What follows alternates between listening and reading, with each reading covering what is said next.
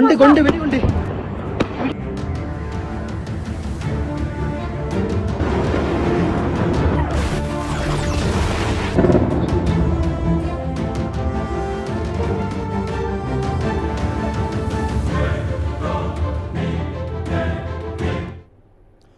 नमस्कार, आप देख रहे हैं हिंदी खबर में हूं आपके साथ अमित शर्मा। ऑपरेशन सिंदूर के 1 महीना पूरा हो चुके हैं। 22 अप्रैल के पहलगाम आतंकी हमले का बदला लेने के लिए 7 मई को भारतीय सेना ने पाकिस्तान में ऑपरेशन सिंदूर को अंजाम दिया। पाकिस्तान की सरपरस्ती में पल रहे आतंकी ठिकानों को ध्वस्त कर दिया था। ऑपरेशन सिंदूर न सिर्फ पाकिस्तान की तबाही हुई थी, इस ऑपरेशन के दौरान आपने देखा होगा कि न सिर्फ पाकिस्तान की तबाही हुई थी बल्कि उसके हथियारों की पोल भी खुल गई थी। खासकर उसने जो हथियार और एयर डिफेंस सिस्टम चीन से खरीदे थे वो भारतीय सेना के एक ही हमले में ध्वस्त हो गए। कयामत की उस रात को पाकिस्तान कभी भूल नहीं सकता। इस बीच बीएसएफ ने पाकिस्तान को एक बार फिर इस बात की चेतावनी दी है और कहा है कि अब कोई हिमाकत की तो पाकिस्तान में घुसकर तिरंगा फहराया जाएगा। देखिए हिंदी खबर की ये स्पेशल रिपोर्ट।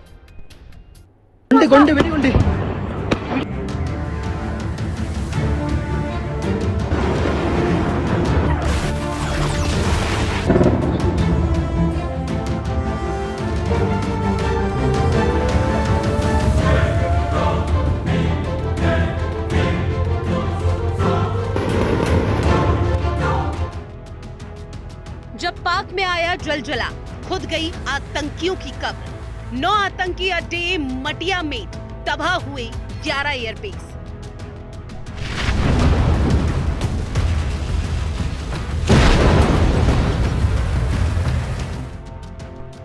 चौबीस मिसाइलों से हमला, भारत की स्ट्राइक से जिन्ना लैंड थैला। 20 मिनट में हारे पाकिस्तानी, ऑपरेशन सिंदूर की पूरी कहानी।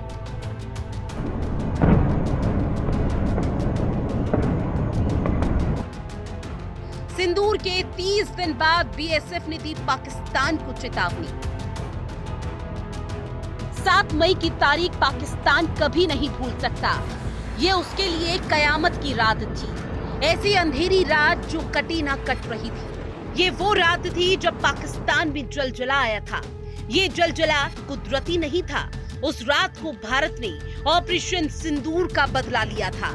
वही ऑपरेशन सिंदूर जिससे अभी भी पाकिस्तान खौफजदा है। इसके तहत भारत ने पाकिस्तान में मिसाइलों की बरसात कर दी थी। आधी रात को पाकिस्तान में चीख पुकार मच गई थी। हर ओर तबाही का मंजर था। आतंकियों की कब्र खुद गई थी। भारत के उस ऑपरेशन सिंदूर का 1 महीना पूरा हो गया।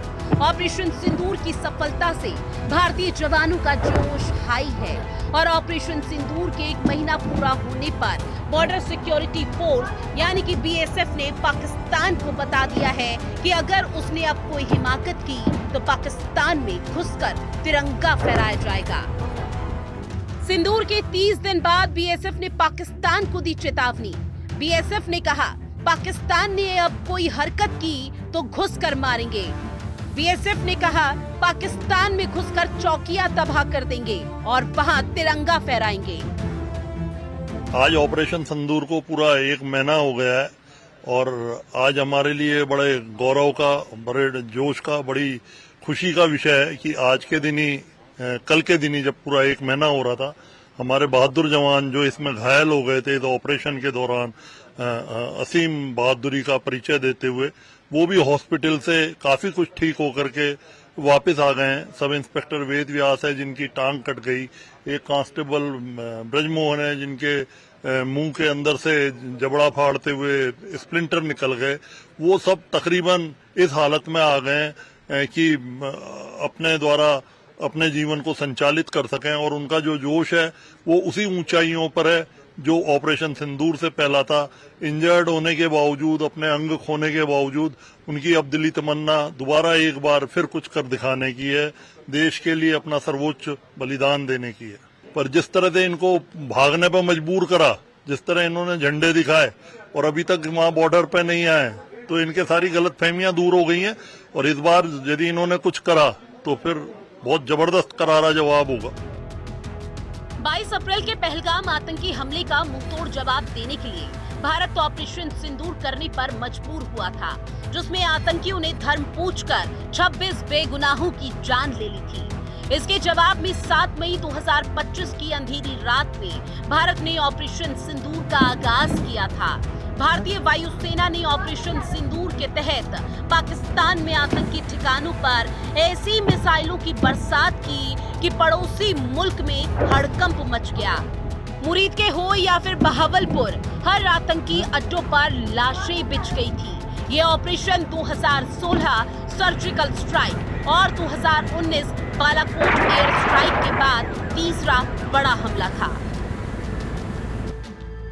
7 मई की रात करीब 1:05 पर भारत ने ऑपरेशन सिंदूर का आगाज किया था, जो रात के 1:30 तक चला था।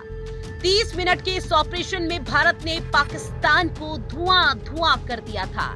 भारत ने पाकिस्तान और पीओके में मौजूद 9 आतंकी ठिकानों पर 24 सटीक हमले कर उसे तबाह कर दिया और 100 से ज्यादा आतंकियों को मौत के घाट उतार दिया।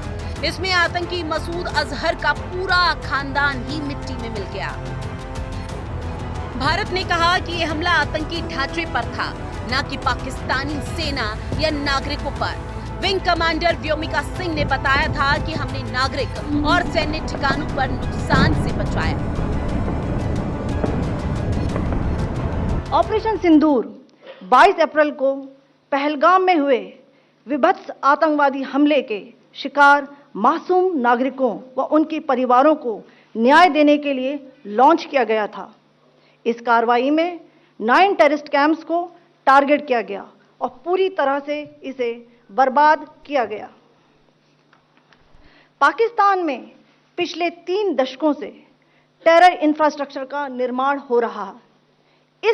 इसमें recruitment, indoctrination centres, training areas व लॉन्च पैड शामिल थे, जो पाकिस्तान और पाक अधिकृत जम्मू कश्मीर पीओजेके दोनों में फैले हैं। इन लक्ष्यों का चयन विश्वसनीय इंटेलिजेंस सूचनाओं के आधार पर हुआ ताकि आतंक गतिविधियों की रीढ़ तोड़ी जा सके और यह खास ध्यान दिया गया कि निर्दोष नागरिकों और सिविलियन इंस्टॉलेशन को नुकसान न पहुंचे। 8 मई की सुबह भारत के लिए जश्न तो पाकिस्तान के लिए मातम वाला था। भारत ने ऑपरेशन सिंदूर से उन बहनों के सुहाग का हिसाब लिया जिसे आतंकियों ने 22 अप्रैल को धर्म पूछकर उजाड़ दिया था। जैसे ही भारत के ऑपरेशन सिंदूर की खबर पता चली, देश में लहर दौड़ पड़ी। पाकिस्तान में तो हर ओर मातम का माहौल था। सैकड़ों आतंकियों को तबाही देखकर आतंकी मसूद अजहर खुद भी मरने की कामना करने लगा था और ऑपरेशन सिंदूर से भारत ने जो दर्द पाकिस्तान को दिया, उससे पाकिस्तान अभी तक करहा रहा है। मेरे विचार से ऑपरेशन सिंदूर को अगर 30 दिन हुए हैं अभी, एक बहुत बड़ा बदलाव दुनिया की नजरों में भारत की छवि का बना है। हमारी एक तो डिसिसिव एक्शन, दूसरा हमारी मिलिट्री परफॉर्मेंस, हमारे वेपन्स की परफॉर्मेंस। तो इंडिया अब एक तरह का हार्ड पावर भी दुनिया को दिखने लगा है। अभी तक हमारी सॉफ्ट पावर मानी जाती है और है दुनिया में, राइट, पर हार्ड पावर का हमने डेमोन्स्ट्रेशन नहीं करा था अभी तक। अब ये जो हादसा हुआ, इसमें हमें हार्ड पावर का इस्तेमाल करना पड़ा। तो दुनिया ने मेरे ख्याल से अब देखा कि भारत के पास हार्ड पावर की भी अच्छी खासी ताकत है। तो आई थिंक सबसे बड़ा डिफरेंस पिछले 1 महीने में ये पड़ा है भारत की छवि के ऊपर। ऑपरेशन सिंदूर में भारतीय वायुसेना ने ब्रह्मोस, स्कैल्प और हैमर मिसाइलों के साथ साथ इजराइल की मदद से विकसित कामिकेज ड्रोन्स का इस्तेमाल किया था।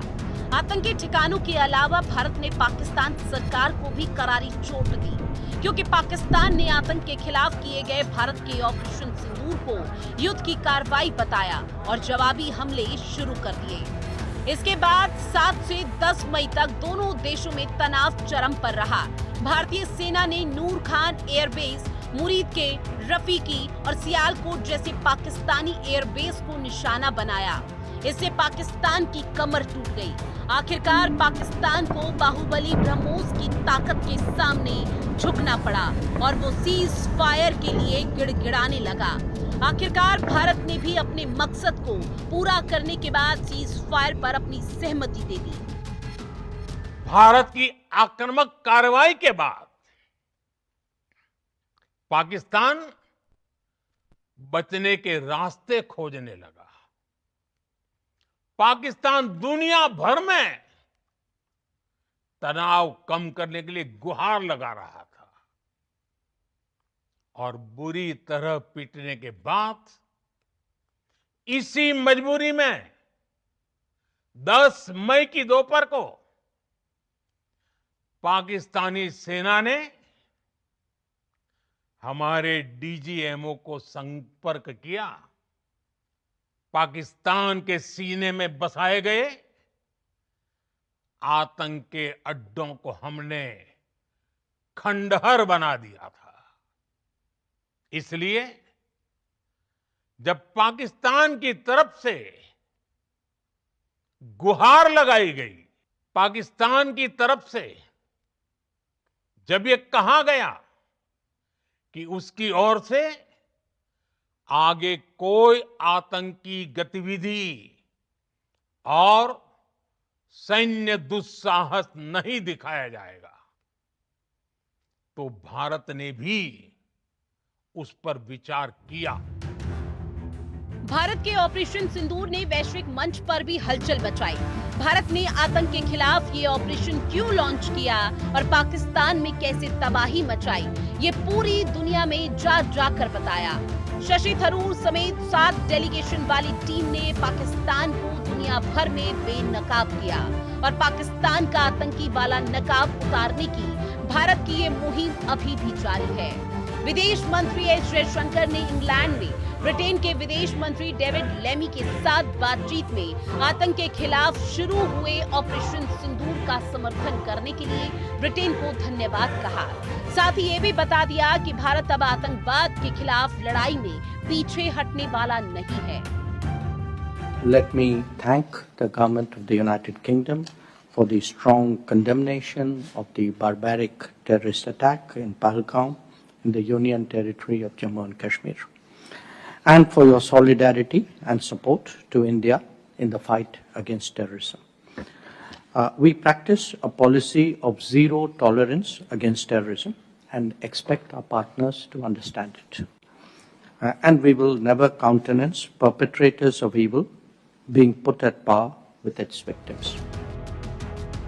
ऑपरेशन सिंदूर के 1 महीने पूरे होने पर रक्षा मंत्री राजनाथ सिंह ने आतंकवाद जैसे संवेदनशील मुद्दे पर अपनी राय रखी। उन्होंने इससे जुड़े कई अहम पहलुओं पर ध्यान केंद्रित किया। रक्षा मंत्री ने एक लेख में लिखा है कि आज के समय में आतंकवाद एक क्षेत्रीय या राजनीतिक संकट नहीं, बल्कि समस्त मानवता के अस्तित्व के लिए चुनौती बन चुका है।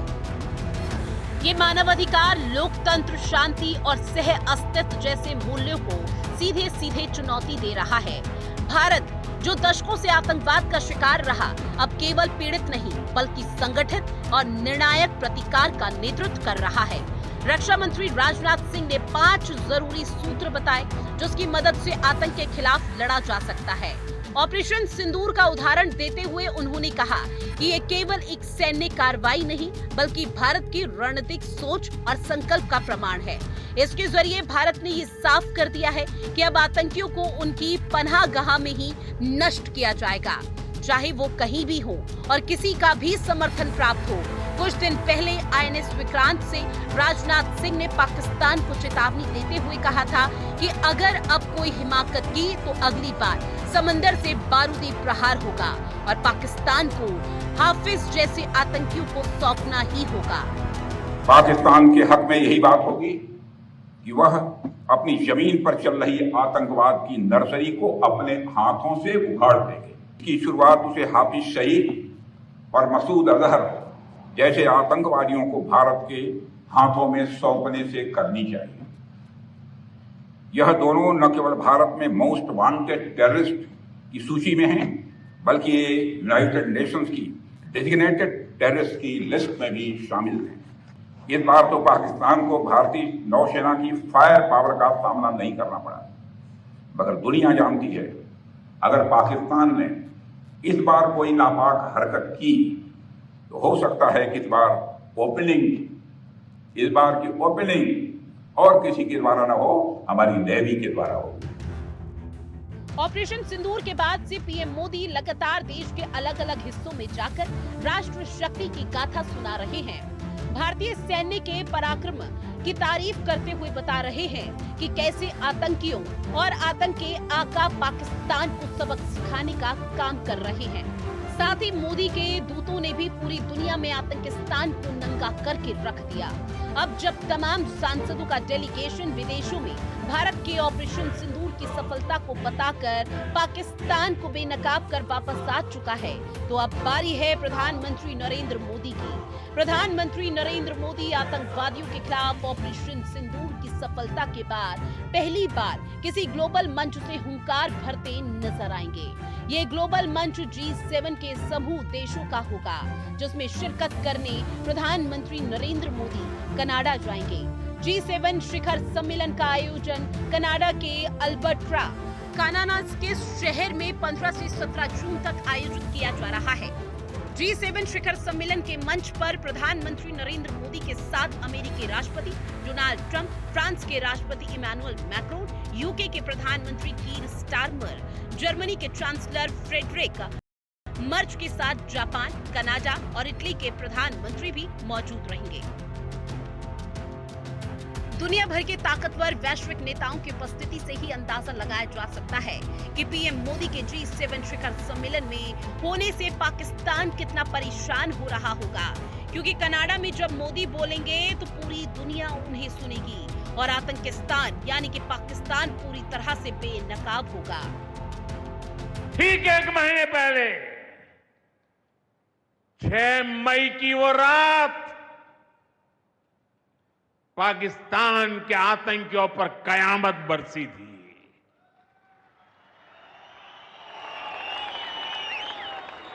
अब पाकिस्तान कभी भी ऑपरेशन सिंदूर का नाम सुनेगा तो उसे अपनी शर्मनाक शिकस्त याद आएगी।